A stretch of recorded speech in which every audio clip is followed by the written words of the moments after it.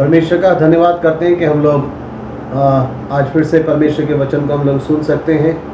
और इससे पहले कि मैं आज का प्रचार करूं, मैं आपको बताना चाहता हूं कि इन दिनों हमारे देश के अंदर जो कोरोना वायरस की सूचना हम सुन रहे हैं, समाचार सुन रहे हैं, बहुत फैल रहा है, विशेष करके हमारे दिल्ली शहर के अंदर और महाराष्ट्र बॉम्बे के अंदर। और जब हम न्यूज़ को सुनते हैं तो बड़ा ही घबराहट लगती है, डर लगता है। मैं कहूँगा आपसे कि इन सब बातों की ओर ध्यान ना दें, ज़्यादा से ज़्यादा आप परमेश्वर की ओर ध्यान दें। परमेश्वर आपको बहुत प्यार करते हैं, उसके वायदे आपके लिए सच्चे हैं, वो आपको सुरक्षा देगा, बचाने वाला है परमेश्वर। और परमेश्वर के वचन में अपना ध्यान लगा के रखें। जैसा भजन संहिता 1 के अंदर लिखा है, वह तो यहोवा की व्यवस्था से प्रसन्न होता और रात और दिन उसमें ध्यान दिए रहता है।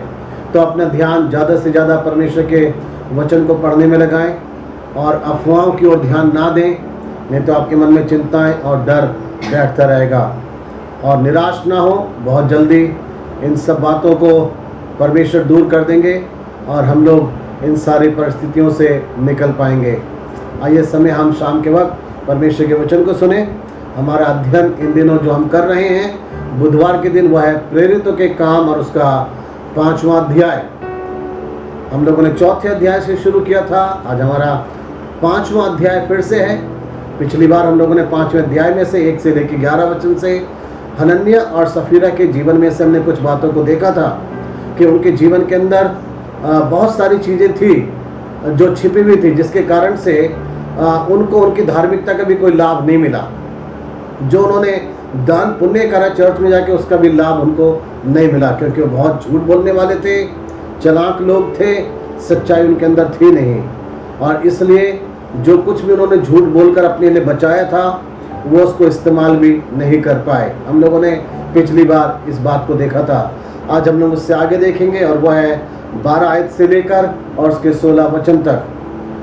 जब हम पढ़ते हैं 12 वचन से लेकर 16 वचन तक, तो उसके अंदर हमें पढ़ने के लिए ये बात मिलती है कि इस समय की जो ये कलीसिया थी, ये बहुत प्रभु के सुसमाचार को फैला रही थी और बहुत ज़्यादा प्रभु का सुसमाचार फैलता जा रहा था। लोग विश्वास कर रहे थे, अद्भुत चिन्ह और चमत्कार प्रभु अपने चेलों के द्वारा कलीसिया के अंदर दिखा रहे थे। तो ये आरंभिक कलीसिया थी। आज हम लोग 4 बातों के ऊपर विचार करना चाहते हैं। इस आरंभिक कलीसिया की क्या विशेषता थी, हम उसकी विशेषताओं को हम देख सकेंगे और हम इस बात को मिलान करेंगे, क्या हमारे बैतल बाइबल चर्च के अंदर भी ये सारी विशेषताएं पाई जाती हैं। पहली विशेषता देखें इस कलीसिया के अंदर क्या थी। जब हम पढ़ते हैं इसका 12 वचन, तो 12 वचन के अंदर लिखा है, प्रेरितों के हाथों से बहुत चिन्ह और अद्भुत काम लोगों के बीच में दिखाए जाते थे और वे सब एक चित्त होकर सुलेमान के ओसारे में इकट्ठा हुआ करते थे। तो इनके जीवन की पहली बात इस वचन के अनुसार जो थी, ये सारे के सारे लोग प्रतिदिन मिला करते थे और मिलने के लिए इन्होंने एक स्थान को बनाया हुआ था। ये पहली विशेषता थी, ये प्रतिदिन मिला करते थे और इन्होंने मिलने का एक स्थान बनाया हुआ था। परमेश्वर यही चाहते हैं कि प्रभु के लोग आपस में मिलें, संगति करें। अभी समय परिस्थितियां शायद सही नहीं है, इसलिए हम सब लोग मिल नहीं पा रहे हैं। लेकिन जब पहले परिस्थिति बिल्कुल ठीक थी, हम लोग सप्ताह में केवल 3 बार ही मिला करते थे। और बहुत सारे लोग तो ऐसे हैं जो केवल सप्ताह में केवल 1 ही बार मिलते थे, रविवार के दिन। बाकी बुधवार के दिन, शुक्रवार के दिन वो कलीसिया में आते भी नहीं थे। लेकिन इस कलीसिया की विशेषता ये थी, इसलिए सुसमाचार इस कलीसिया के द्वारा तेजी से बढ़ रहा था, क्योंकि इन सब लोगों ने आपस में मिलने की मनसा बना रखी थी। ये मिला करते थे और मिलने का इनका एक विशेष स्थान था। क्या कारण है कि मिलने से होता क्या है?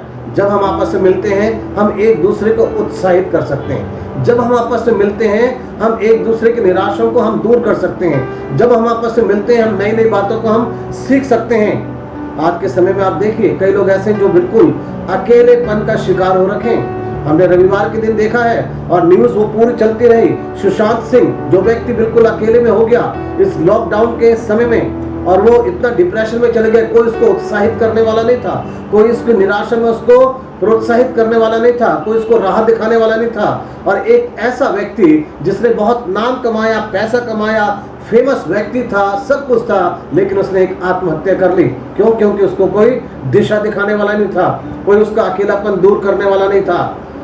परमेश्वर के लोगों के लिए अच्छी बात यह है, परमेश्वर ने हम सभी को आपस में एक दूसरे के साथ कनेक्ट करा है, जोड़ा है, क्योंकि यीशु मसीह हमारे जीवन के अंदर है, इसलिए हम एक दूसरे के साथ जुड़ के बैठ के बातचीत कर सकते हैं, हम मिल सकते हैं। कभी भी आपस में मिलना ना छोड़ें। इन दिनों जबकि चर्च भी खुल गए हैं, धार्मिक स्थान खुले हैं, लेकिन नियम कायदे के अनुसार खुल रहे हैं। आप शायद सब एक साथ चर्च में नहीं मिल सकते हैं, पर फिर भी जितने आप आपस में रहते हैं एक दूसरे से मिलिए। मैं लगातार मई से लेकर और 10 जून तक स्कूल जाता रहा, बैठता रहा, वहाँ पे जाके ऑफिस में बातचीत करता रहा। कई लोग वहाँ पे आके मुझसे मिले हैं जो अपना दान लेके आए संडे का, उन्होंने आके जमा करा है। बहाना तो केवल दान का था, लेकिन हमने बैठ के बातचीत करी है, हम लोगों ने प्रार्थना करी बैठ के। और इस लॉकडाउन के टाइम में मैं जानता हूँ कई लोग ऐसे हुए हैं जिन्होंने मुझे एक बार भी फोन नहीं करा, एक बार भी लोगों ने हालचाल नहीं पूछा, एक दूसरे से भी नहीं मिले। क्यों? क्योंकि शायद मन के अंदर जिज्ञासा ऐसी है ही नहीं। जब हमारी जरूरत होगी तभी हम फोन कर लेंगे, जब हमारी जरूरत होगी तभी हम व्हाट्सएप कर देंगे। अगर हमारी जरूरत नहीं है तो ना तो हम किसी को फोन करें ना व्हाट्सएप करें। ऐसा व्यवहार हमारे अंदर स्वार्थ को दिखाता है कि हम स्वार्थी लोग हैं। लेकिन अगर हमारे अंदर स्वार्थ नहीं है, हम मिलने की इच्छा रखेंगे, हम मिलेंगे। परमेश्वर अपने लोगों से यही चाहते हैं। तो इस आरंभिक कलीसिया के पहली विशेष बात थी कि इस कलीसिया के लोग जो हैं ये प्रतिदिन मिला करते थे, इनके अंदर ये विशेष बात थी। और जब ये मिलते थे इसीलिए बड़े उत्साहित रहते थे। दूसरी चीज इनके अंदर थी विशेष बात, और ये थी कि इन लोगों की बड़ी तारीफ होती थी लोगों में, ये बड़े तारीफ के काबिल थे। जब हम पढ़ते हैं इसका 13 वचन तो इसमें लिखा है, परंतु औरों में से किसी को यह हियाव ना होता था कि उनमें जा मिले, तो भी लोग उनकी बड़ाई करते थे। ये दूसरी चीज है, यहाँ लिखा है लोग उनकी फिर भी बड़ाई करा करते थे।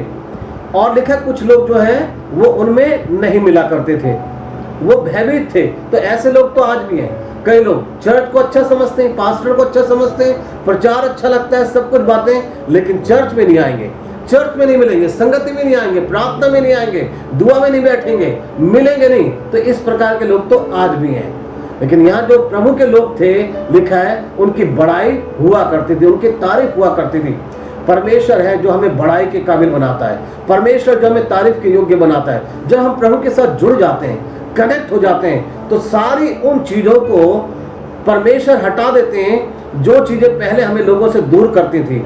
अब परमेश्वर हमारे जीवन के अंदर नई चीजों को उत्पन्न कर देते हैं और हमें तारीफ के योग्य बना देते हैं। ये दूसरी चीज थी आरंभिक कलीसिया के अंदर कि उस कलीसिया के लोग बड़े ही तारीफ के काबिल थे, क्योंकि बड़ा एक दूसरे से प्यार करते थे, मिलते थे, प्रभु के वचन को सीखते थे, अच्छी बातें करा करते थे, इसलिए उनकी बड़ी तारीफ हुआ करती थी।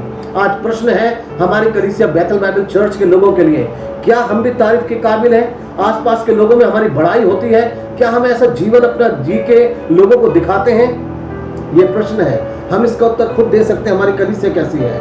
प्रभु चाहते हैं हम इस तरीके का जीवन जिए कि लोग सच में हमारी बड़ाई कर सकें। यीशु मसीह ने कहा लोग तुम्हारे भले कामों को देखकर जो स्वर्ग पिता उसकी बड़ाई कर सकें। मेरी बड़ाई हो, मेरे परमेश्वर की बड़ाई हो, तारीफ हो। जब हम प्रभु के साथ जुड़ेंगे तब ये चीजें हो सकती हैं। तीसरी चीज इस कलीसिया के अंदर जो विशेष बात थी, और वो ये थी, कलीसिया ये जो थी बहुत तेजी से संख्या में बढ़ रही थी। ये बड़ी विशेष बात थी। जब हम पढ़ते 14 वचन तो यहाँ लिखा हुआ है, विश्वास करने वाले बहुत से पुरुष और स्त्रियां प्रभु की कलीसिया में बड़ी संख्या में मिलते रहे।